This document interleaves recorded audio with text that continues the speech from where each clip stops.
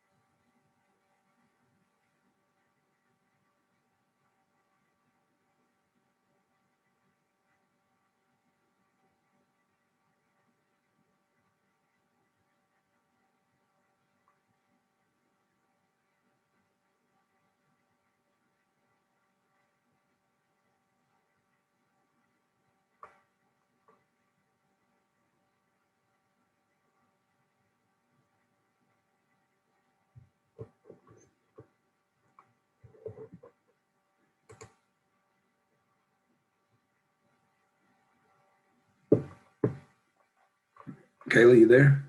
Hello, Kayla. Hello. I'm glad you made it back. All right. Where did you find out about water potential? Uh, well, I kind of went on YouTube and just watched the first video I saw. And which one was it? Was it that guy that has the glasses? Oh my God, I can't think of his name right now. Let me see. It was a female?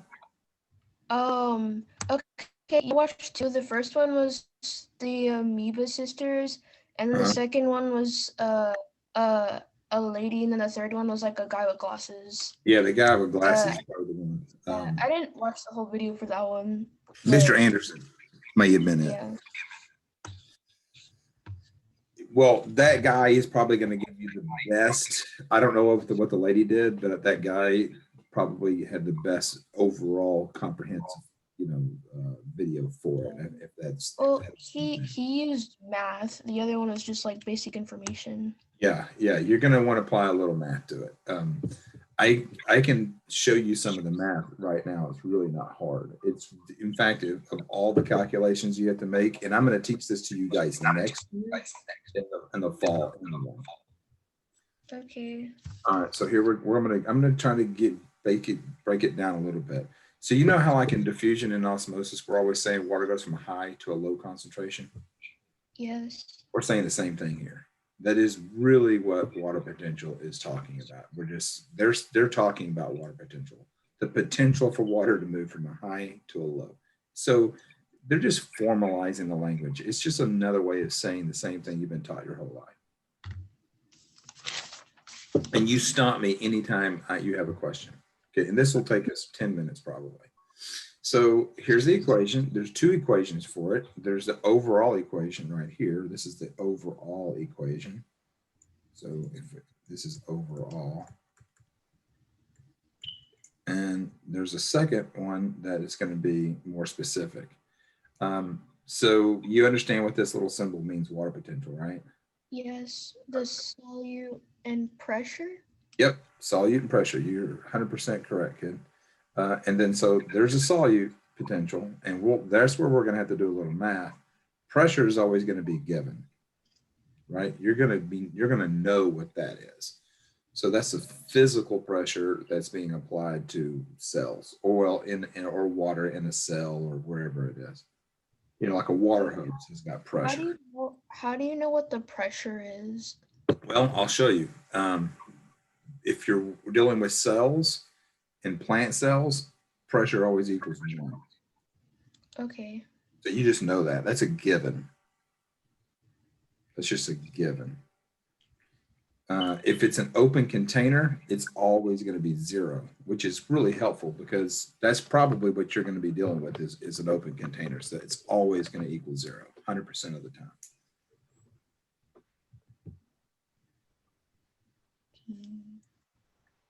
This is where you're going to have to do some work. All right, so you ready for this? Yep. All right. One is the ionization constant. How many particles are in the water? Now, do you know what the difference is between disassociated or not associated, like what or ionic bonds versus covalent bonds? Do you know the difference between those?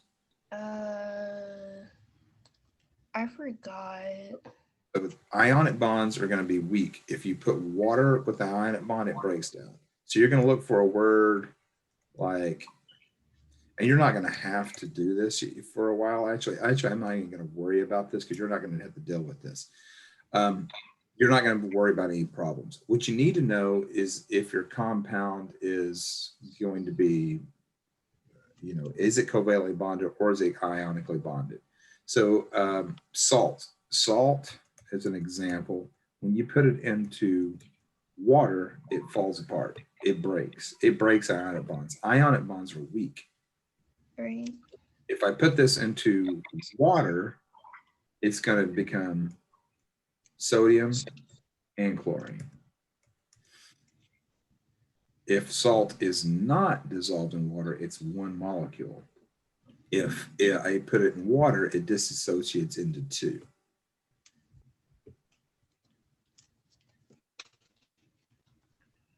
If I put sugar in water, it does not break down. Sugar stays, it remains still sugar. So And does that mean it has a covalent bond? yeah, it's covalently bonded, absolutely. So the thing about it, for this number, it's always going to be either -1 or it's going to be -2. This is for a covalent bond. And this is for an ionic bond. That's it. It's either going to be -1 or -2. So that's a really easy thing to remember. And all you got to do is like whatever solute you use for your lab, if it's covalently bonded, you use a -1. If it's ionically bonded, you use a -2. Simple. Okay. Wait, what is the -1 and -2 for? Well, it's for this formula. So this is I. Okay. There's four parts to this equation because we're calculating this part. Remember, water potential equals solute potential plus pressure potential. So we're only dealing with this at this point. Okay. This is going to remember, this is going to be given. This is given. If it's an open container, which you're going to be doing this in open, like you're putting water in soil or some kind of solution in the soil for a plant, right? Yeah. So that's going to equal 0 because you don't have it in a container like being, you know, with pressure applied to it. Plant cells have it's 1. It equals 1. Wait, should I put the plant in soil, or should I just do it in an open container by itself?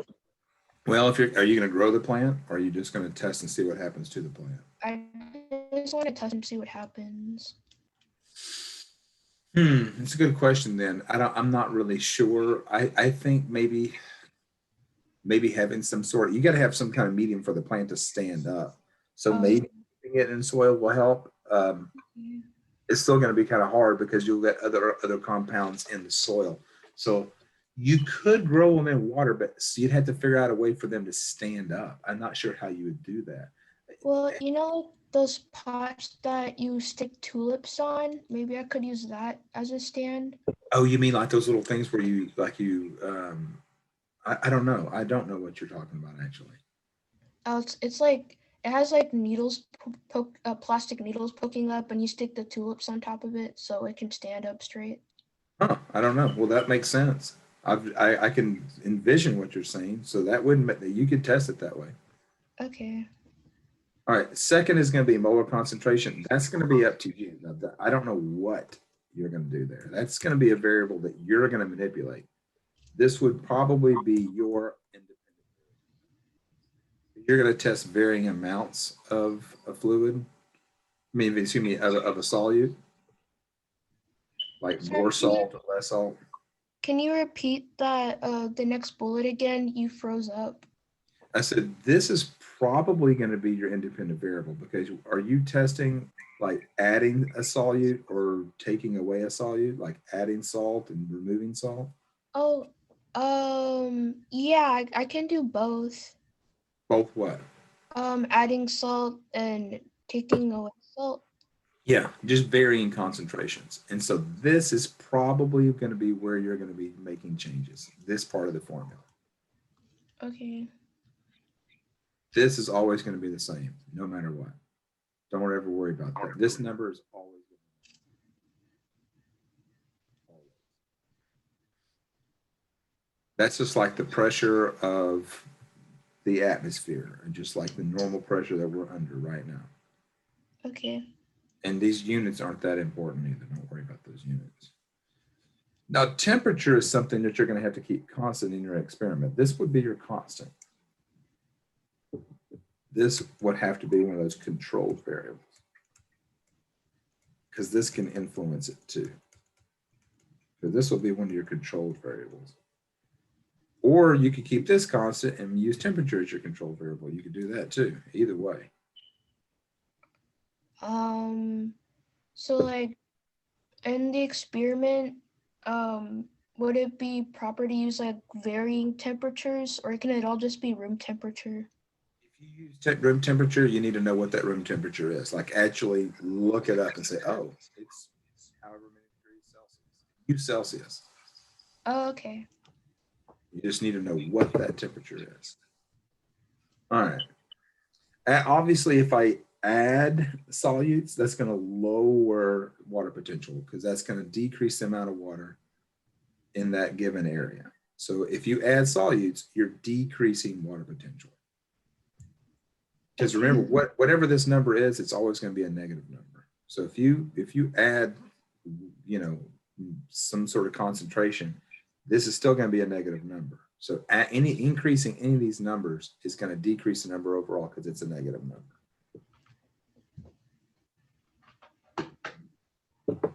And I'm recording this so you can have it too. Oh, thank you. Okay, so we got we're going to go from high to low. We always know that. That's just beating a dead horse. We know this. This is old. So low solute. Remember, low solute. Low solute means high water. And high solute means low water. So this can get kind of confusing in the way people say it because they're actually inverse. They're the opposite of each other. So this would be, for example, a lot of salt. A lot of salt, I have little water. And if I've got low salt, I'm gonna have more water. I'm gonna put water in H2O, it's easier. So they're just kind of the inverse of one another. They're the opposite of each other. So this would be an example. So where is water potential high and low? You tell me. On this side, is on this one, or this is a two? You said water potential? Yeah. Where's the water potential highest and lowest? Well, let's just say high first. It's high on 2 Yep, you're right. Why is it high on two? because there's less solutes. Uh,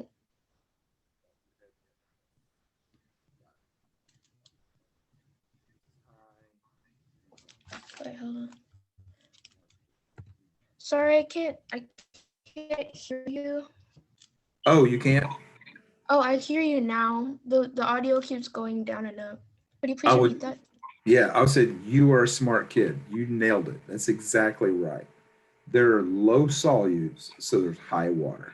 So this is going to be a, yeah, this is, you got it. High water potential, low water potential. It's going to go from a high to a low. Oh, come on, you silly thing. There you go. You can see it here. Yes.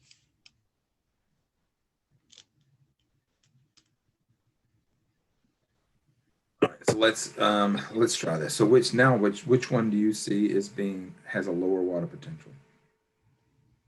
B. Yep, you got it. You got it. This is high. This is low. You got it. Which chamber has a lower watt potential? Well, of course, that's going to obviously be this one. Easy.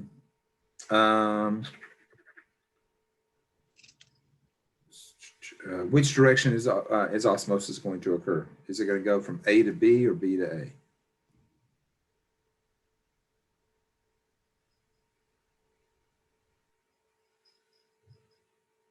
Is water going to go from A to B or B to A?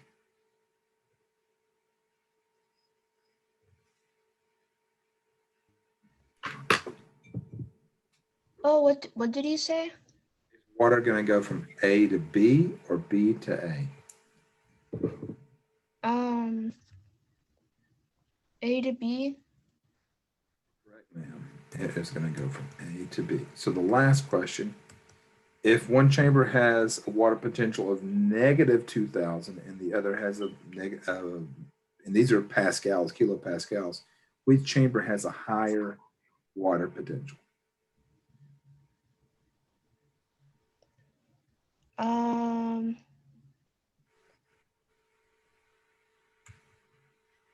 This one. negative 2,000. Okay, so which is the higher number? Negative 1,000. So this is going to be it. You're just looking whichever number is the biggest, and this is, they're both negative, but this is going to be higher than negative 2,000. Just a way to kind of think about it. Oh, okay. So this is your plant. So you're thinking about doing this, and this is, I mean, you're not going to use a tree, but you're going to be using some sort of plant. I don't know what plant you're going to use. So remember, water potential is going to be moving from a high to a low, right? So it should be higher in the roots and lower at the top of the plant. It should be. Otherwise, the plant would not absorb water. So you're always going to have a lower number at the top. Just trying to conceptually thinking about this, because water is going to come out of the plant. And that process is called transpiration. And you can think of it pretty easy too. Think of it this way. So there's going to be water in the soil, right? Mm-hmm. There's going to be water in the soil, and there's going to be water in the atmosphere as well. There's going to be water here, but it's air, so there's going to be less water. So water's going to go up the plant. Water's being pulled through the plant because you've got low water potential there and you got high water potential here. Now, what you're going to do is take it and see if you can get this to be actually lower. You're going to try to change that with your soil. See if you can get this super low. And then if you can find that out, you can find out what's equal to the roots. What I would try to do is see what is the water potential in the root, and you can find that out by seeing where the plant starts to wilt. Try to see if you can get those two things negative. I mean, not negative, excuse me, to equal to one another. And there's a way to do that. Uh, It's not hard. You'll see what I mean. I'll graph it for you in a second. so you said the top of the tree has the lower number? It has to. I mean, it has to. And because otherwise, I mean, sometimes it doesn't. When it rains, it doesn't. It's not going to be lower because you got water in the atmosphere. When that happens, water stops moving in the plant. Water will not go to the top of the plant when it starts raining outside because there's so much water in the atmosphere that water potential is high in the atmosphere than it is in the ground, or they equal one another. And when they equal one another, water stops moving. Okay. It's not until the atmosphere dries out that water starts moving through the plant again.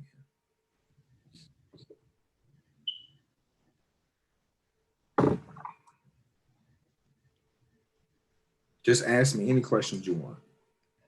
Um, so for the plant, would it be okay if I used a tulip? Or should I use like a bigger one? The problem that you're going to run into is, remember your sample size. So let's pretend for a moment that this is your experiment. Actually, I'm going to close this real quick, and I'm going to make a blank slide so we can kind of talk our way through this. Come on, you stupid thing. If I talk too fast, say so. Okay. Say, shut your flapping jaw. So let's work out your experiment. Let's say this is going to be your water potential, what you think is going to be 0, and let's say this is going to be your water potential of -1 and your water potential of -2. I'm just being hypothetical here. So you're going to test these different water potentials. And your question would be, what is, oh, excuse me, I guess I better write what. What is the water potential of a tulip? Let's hypothetically say that's true. We want to answer that question. It's going to be somewhere in here. We don't know what it's going to be. Well, to test this, you need to test. You can't just do something once and you know it's true. Let me ask you a question. Is there anybody in your class that you've ever dated or you thought was cute? And this is between you and I won't tell them. Unfortunately, no. Okay, well, let's hypothetically say it's somebody. Let's say you walk into a room and there's some, and it's unfortunate, you're right. At your age, you probably want to have a visit with somebody. But let's say this is Kayla. Kayla walks in to a room. This is you. It's my terrible drawing of you.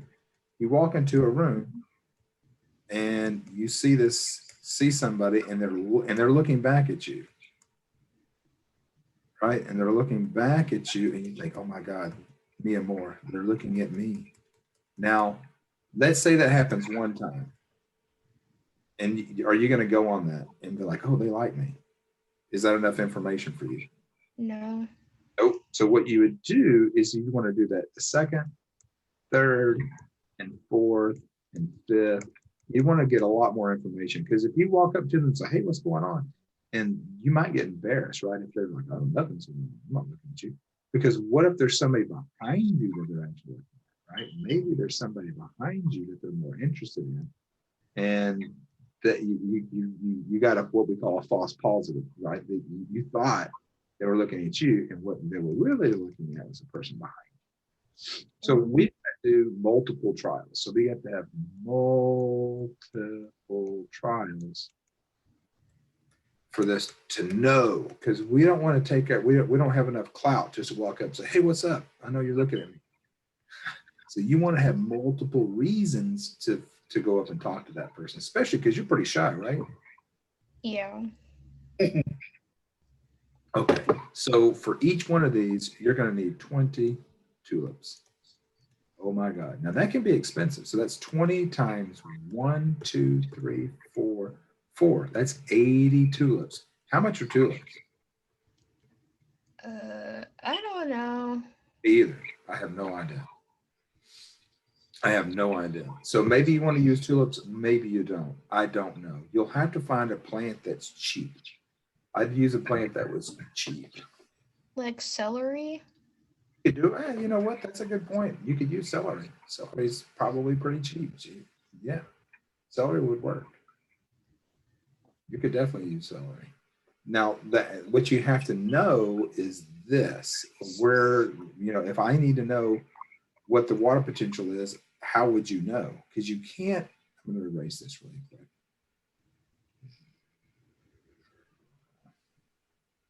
Get all this crap off of here. Let's see. You're gonna be in person next year, right? Hopefully. Heck yeah, better. All right, so let's say, so I need to find out what water potential is, right? So let's say this is going to be 0, -1, -2, -3.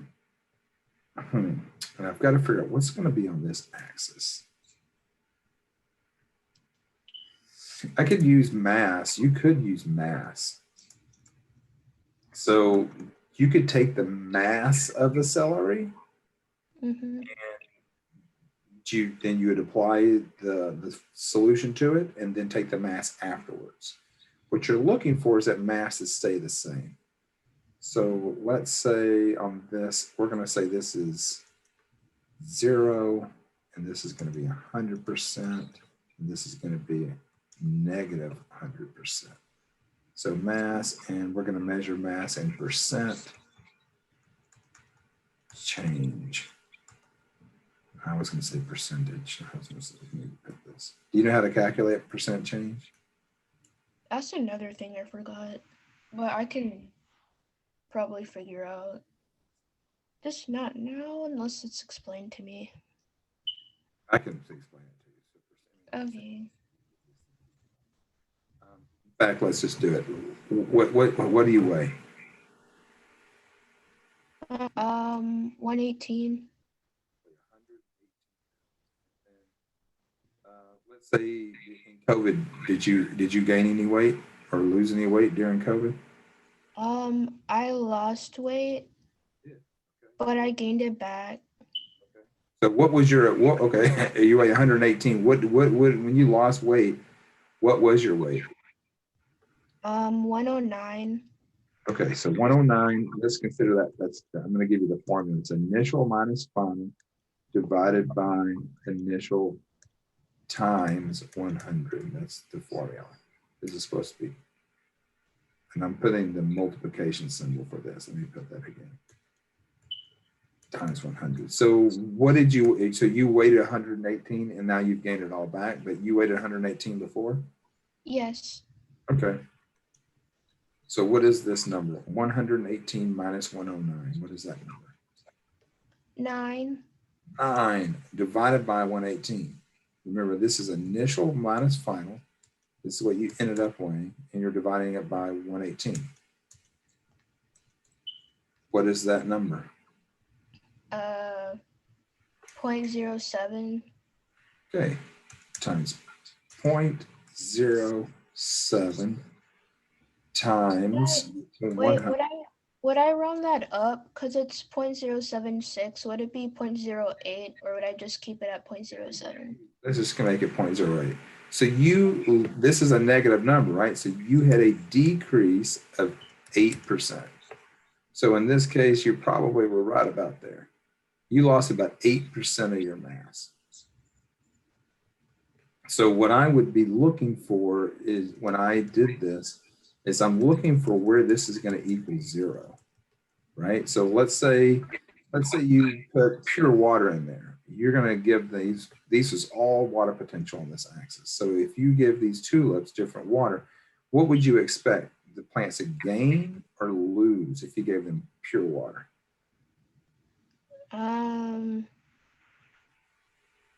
Gain. Yeah, they should gain, because that's going to be a high water potential, right? And by the way, your number can never be greater than 0 in water potential. There is no 1. This is the highest water potential there is. So your plant should gain mass. So if you did it 20 times, you calculate percent change for all your plants, and you'd look and see where those data points came in. Maybe they would be around. These are all data points, individual plants. So you'd have 20 little points of data, and then you put -1. Would you expect them to gain mass or lose mass? Lose mass. Maybe. I don't know. The plants, here's the other thing you have to remember. Do plants need water? Yes. Yes. So they have to have a low water potential for water to go into them. Plants have to have a low water potential, otherwise water won't go into the roots. So maybe that's true. And I think you're probably right. I think they probably are going to lose mass. 1, 2, 3, 4, 5, 6, 7, 8, 9, 10, 11, 12, 13, 14, 15, 16, 17, 18, 19, 20. Let's just say these are my data points. Okay, and then -2, should they gain mass or lose mass? If they lost mass here. I guess lose. They lose more or less? They lose more. They should lose more.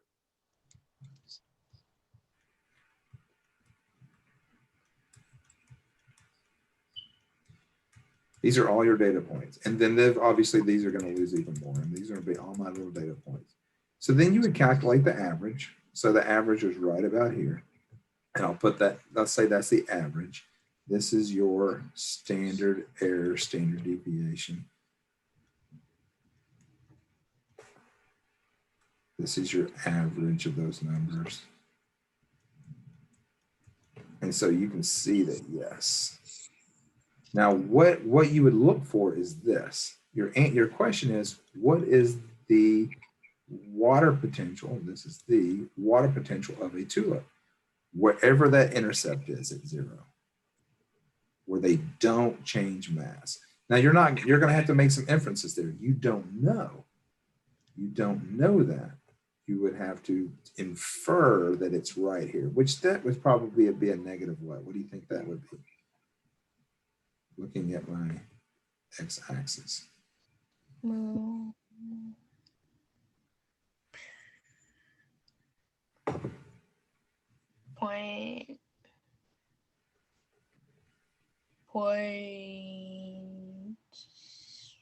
7. 0.7 will be way over here. Oh no, 0.7. You're right. 0.7. Yeah, 0.7. That's probably -0.7. That's about right. -0.7, -0.8, somewhere in that range. You don't know for sure. Probably. And what you could do is you could just run another trial after that to confirm it. Say, oh, I think that's what it is, and see. Now, how you're going to be, the thing you have to know is you're going to have to take the mass of every one of these celery sticks, every single one of them. So you'll have to take the initial mass and final mass. So let's think, what would be my constants?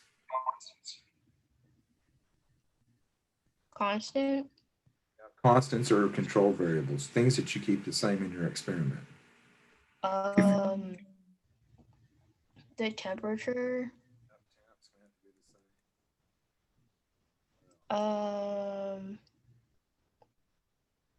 I guess the plant. Plant species.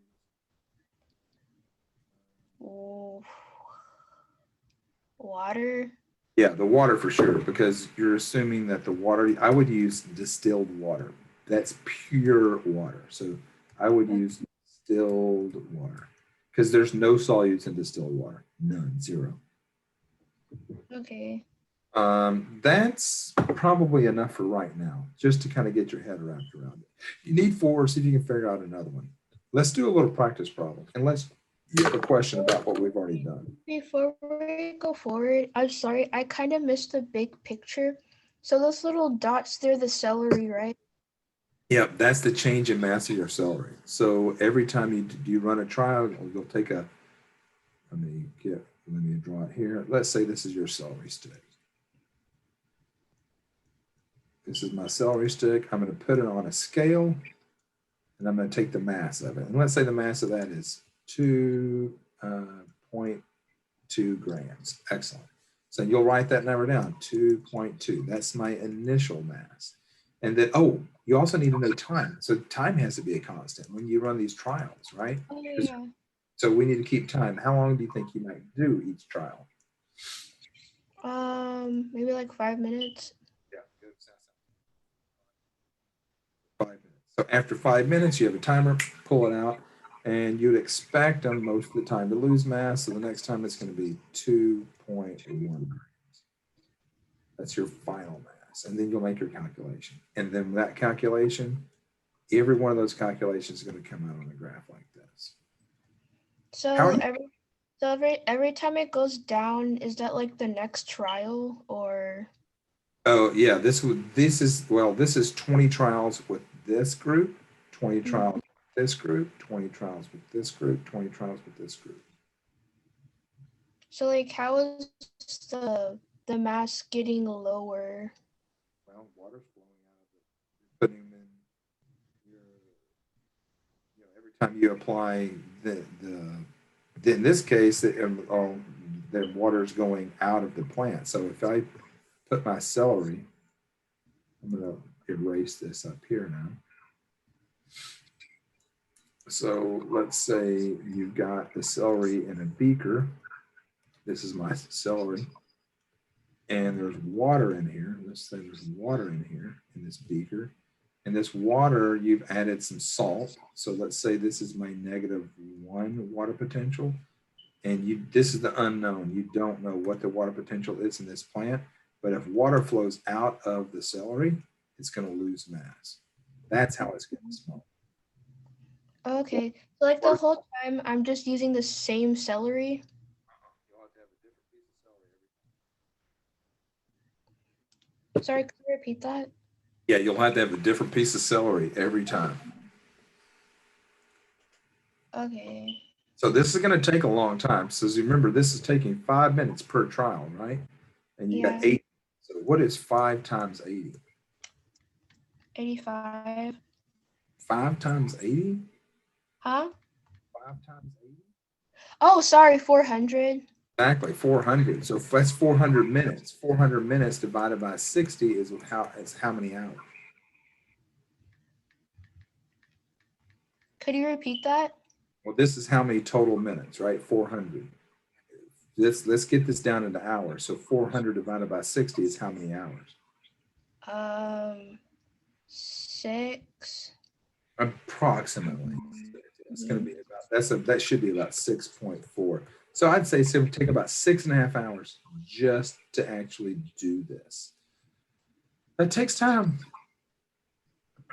right? It takes time, but that's still not too bad. You're not going to do this until August. I just want you to get your plan together now. That's all. Okay.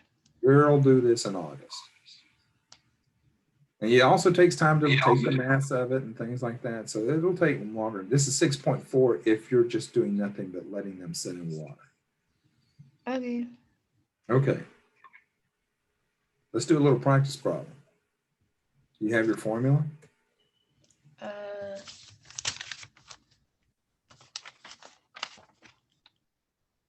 No.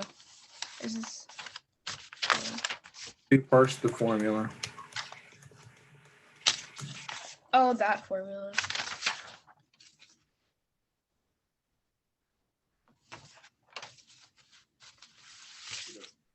So let's figure this out. So we need, which part of the formula are we working on right here? Are we working on overall, number one, overall water potential, solute potential, or pressure potential? Solute potential. Right. So then we've got to go to this to calculate it. So what do we know? Solute potential equals, we have an ionization constant. This is sodium chloride. Is that ionic or covalent? Covalent now. Well, let me ask you another question. Is this a biomolecule or is this organic? Like a biomolecule. Biomolecules are going to be lipids, carbs, proteins, or nucleic acids. Is this one of those 4? Is salt one of these 4?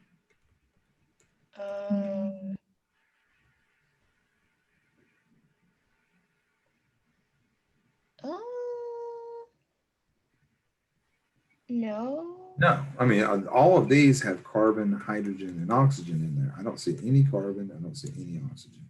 I just see sodium and chlorine. So it's ionically bonded. So what's my ionization constant? Is it going to be is this going to be -2 or -1? -1. When this goes into water, let's say I'm going to put this plus water. Will it disassociate or not? It'll disassociate. Yeah, so that's going to be -2. Okay. It's going to be -2. So you got to remember this, and you can go back and watch, and you'll do some more research. I know we're just talking. So that's -2. What's my, and then my moles, how many moles? They're telling me my moles. How many moles do they give me? 0.1. That's right, 0.1. What's my ionization constant? Uh, 25 degrees It's Celsius. always the same. Here it is. This is Oh, always the same. 0.1. 0.0831. That never changes. Let's go back to our, oh, and here's the formula for temperature.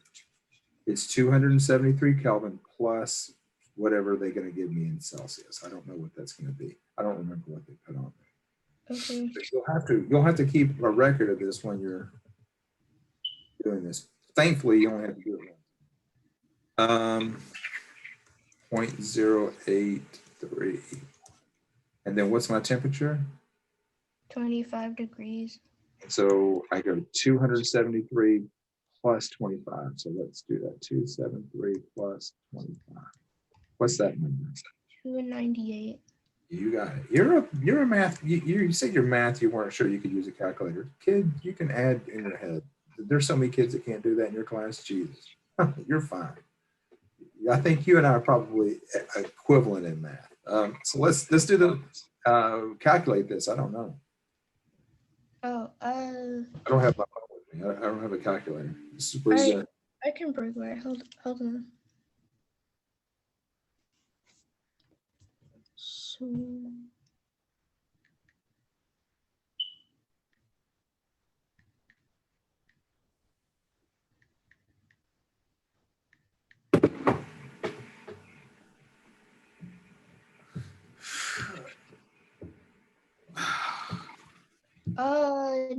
-4.9. I'm taking your word for it, but that sounds about right. -4.9. That sounds about right. That makes sense to me. I was thinking around 5 or something. Okay, so you know how to do this. You probably won't be doing it at 25 degrees. I doubt you keep your house that warm. You probably keep your house at about -22, negative. I mean, it's not negative, but 22 or 23. So let's see. Let's figure out the plan here. So let's look at the plan. So with just looking at this, which way do you think the water is going to move? It's going to move to the right. Well, is it going to move to the plant? Oh, you're on the second question. Okay. We answered this one. Yeah, sorry, you went quiet for a minute. Um,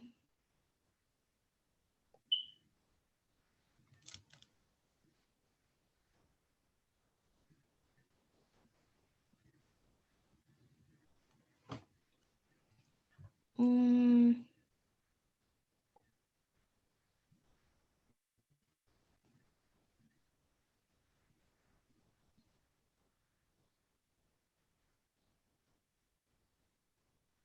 it's gonna move to the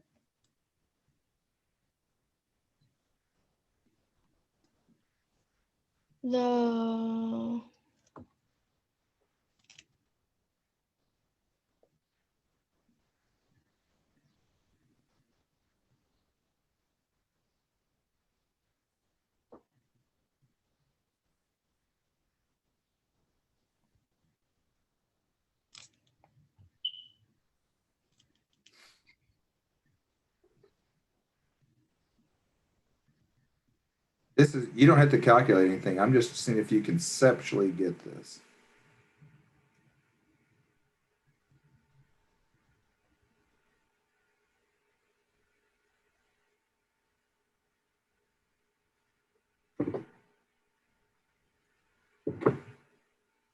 I'm sorry, is this taking place in a beaker? I can't Yeah, really. or something. I was just thinking, I don't know.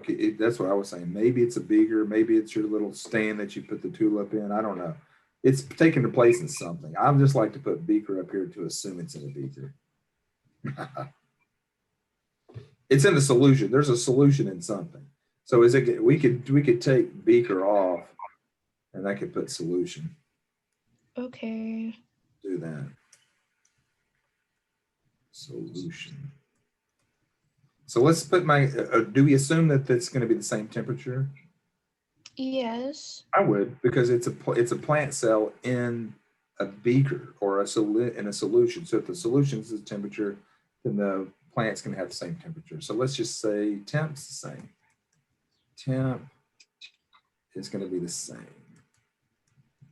We're just going to making that assumption is the same. So what are my other variables? Is this is an open container, right? Yeah. Okay. So is the pressure going to be the same? So for the plant, it's 0.15 molar. Yep. And then in the solution, it's 0.1.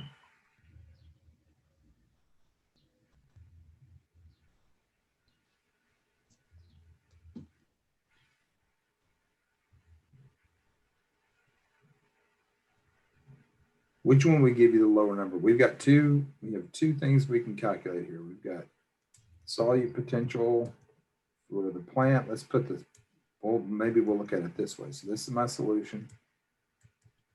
And this is going to be, and I'm going to put this up here. And then I've got, this is my plant. I want this? Oh no. Hold on. Yeah, I want to keep these. Shoot. My pen was not registering. Yeah, okay, here it is. So this is my solution. This is my plant cell. So, and we're calculating just this part of the formula right here, just this. So the solution, we got ionization constant is the same, and this is sodium chloride. So that's going to be -2. Let's put this over here. This is -2. One's -1, one's -0.5, 1.5.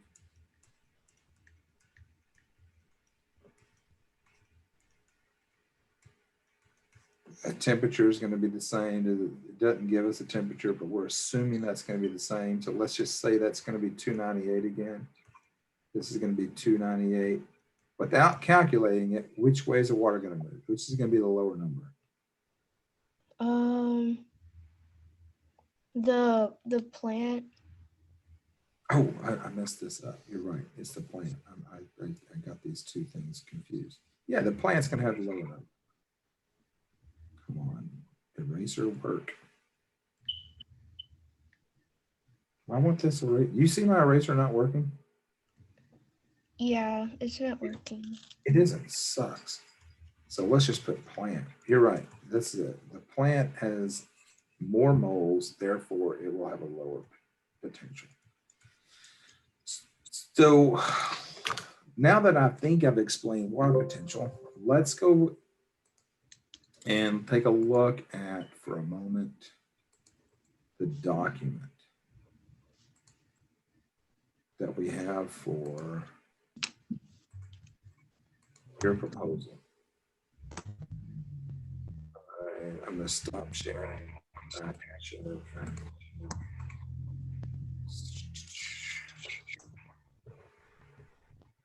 Are you first period or third period?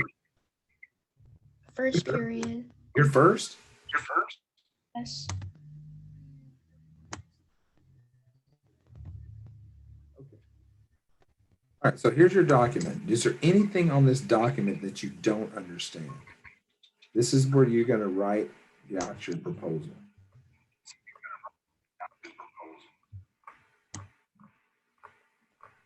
And how about I'll let you do this one. And how about you do see that where I am, right? I can see it. Okay, and you know where that document is under this folder? Yes, right. I have open. I didn't hear what you said. Oh, I said I have the document opened. Cool. So what I would like you to do is take a look at it for 3 or 4 minutes and then ask me questions about things you don't need. Okay. I mean, you don't understand. Okay. I'm going to go get a cup of coffee. I'll be right back. Thank you. Okay.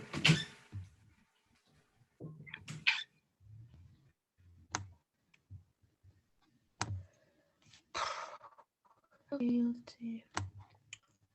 Honestly, it's just about like having an idea. I don't have an idea. Let's see.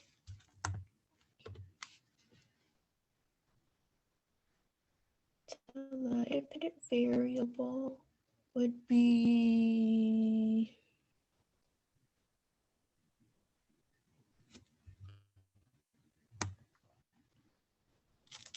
safety precautions. Guess where it goes. Other concerns. As the plant's kind of dying. Protection. Background. Hypothesis. I honestly don't even know what the lab is about. Like, what am I trying to find? I'm just testing stuff. Um,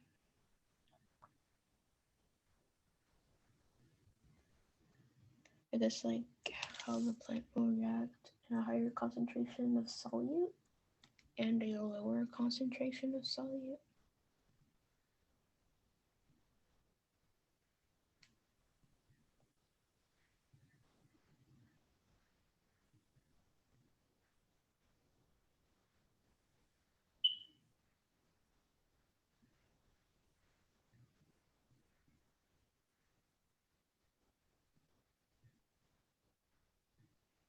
Corresponding to the higher concentration of solute will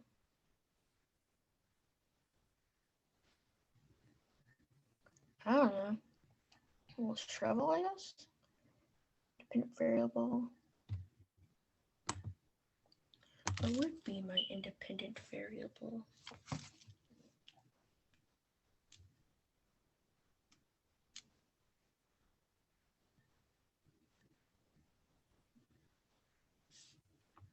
Graduations, IV treatments.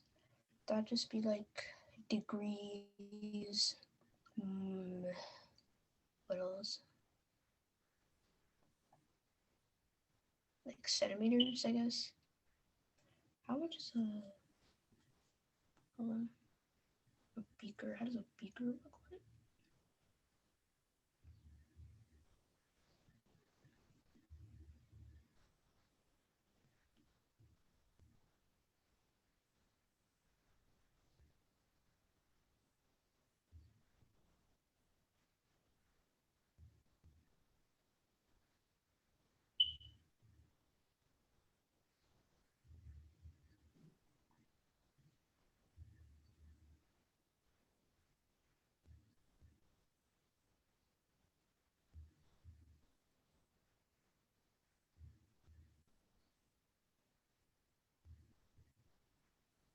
So I guess milliliters and degrees.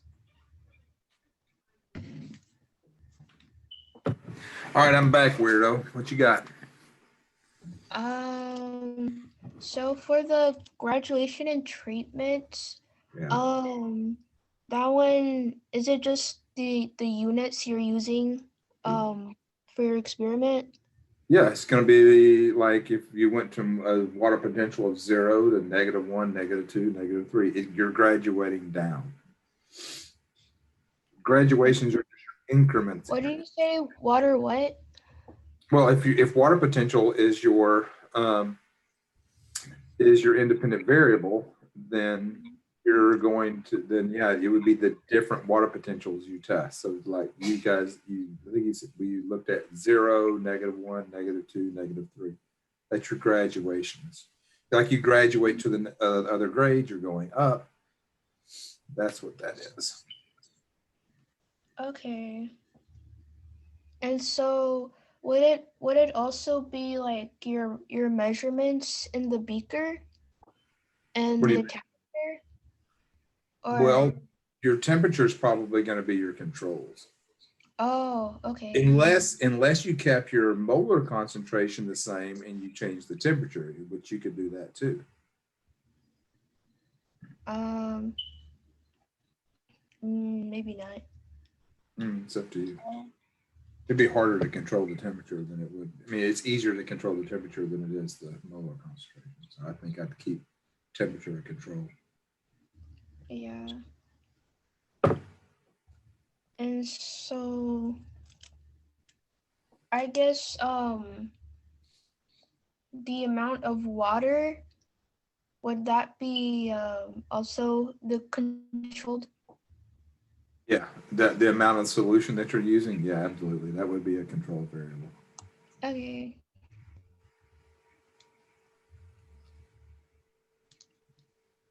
Um, so the controlled variables would be the dependent variable? Control variables are things that you keep exactly the same. Oh, okay, okay. So then, Dependent variable is that's what changes. So in what was our dependent variable in the hypothetical experiment I showed you a minute ago? um,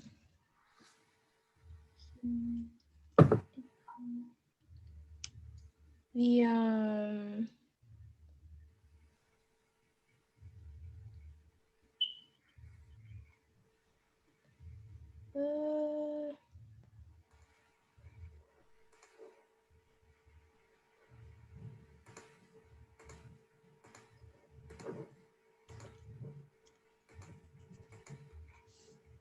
That might help you. hmm, Remember, your independent variable is always here, and your dependent variable is always on your y-axis. the mass. Yeah, not just the mass, but the change in mass, the percent change in mass. Oh, okay. Because remember, you got to have units. So mass, I want percent change. I think that's what we used. Yeah, so right here. Okay.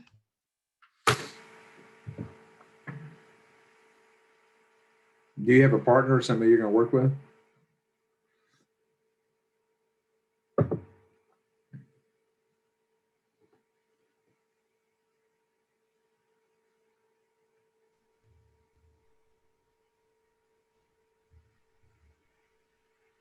I lost you, by the way. I don't hear anything. Oh, I was, Now, I asked, do you have a partner? are you talking to me? Yeah. Do you have a partner or anybody you're going to work with on this? Oh, I don't have a partner. Okay. Do I need one? You don't need one, but if you want one, you can do it. I mean, it's always nice to have somebody to work with. I mean, has everyone already chosen what they wanted to do? There are, I think, 15 people who, this, including yourself, that have not chosen. So you could throw out a Hail Mary and see if anybody wants to join you. You know, like on, you have social media with all your friends, all your classmates on there? Well, I only have the one for the endothermic and exothermic, those people on Discord, which was I'm sure they already have a partner, but it was like Miriam Yang, and I forgot who else. Well, I'm It just was saying, do you have social media and your and kids in the class, you guys are following each other on social media? I don't know if that's true or not.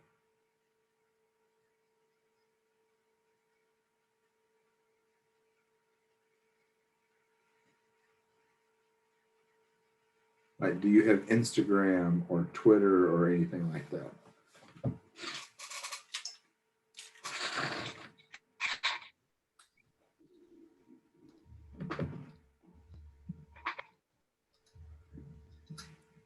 Because the reason I say this is if you wanted to, and if I didn't have a partner and I wanted one, I would just put on Instagram, hey, I've got a good idea for IA if you still haven't decided what you're going to do. contact me. You know, Maybe you can tell me those people who don't have a partner and I could contact them during class. goodness gracious,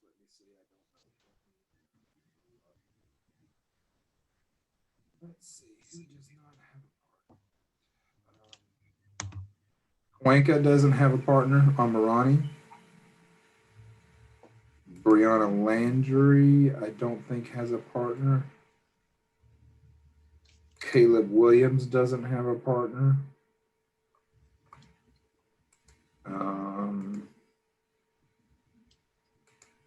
Let me go. You don't have to use people in your class either. You can use other people. Let's see.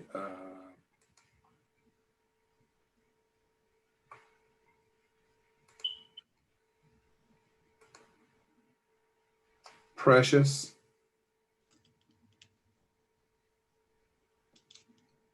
Emma.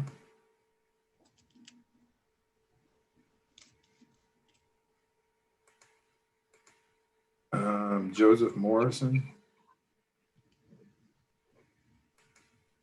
Sabrina Mukhtar. Madiela. And Lazaria. That's it. Everybody else thinks partnered now.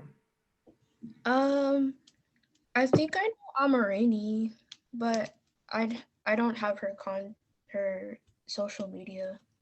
Really? Well, you'd have to ask. I don't either. So I you can can, ask I can ask her yep, during next yep, class. ask for it and see if you can't get it under control. She'd probably be a good partner. I like that kid. She's a nice kid. You're friends with her? No, I just know her. You seem like a really bright kid. I'm surprised that you've been dodging class. Sorry about that. It's not my teacher. It's yours. I'm just saying. I'm surprised.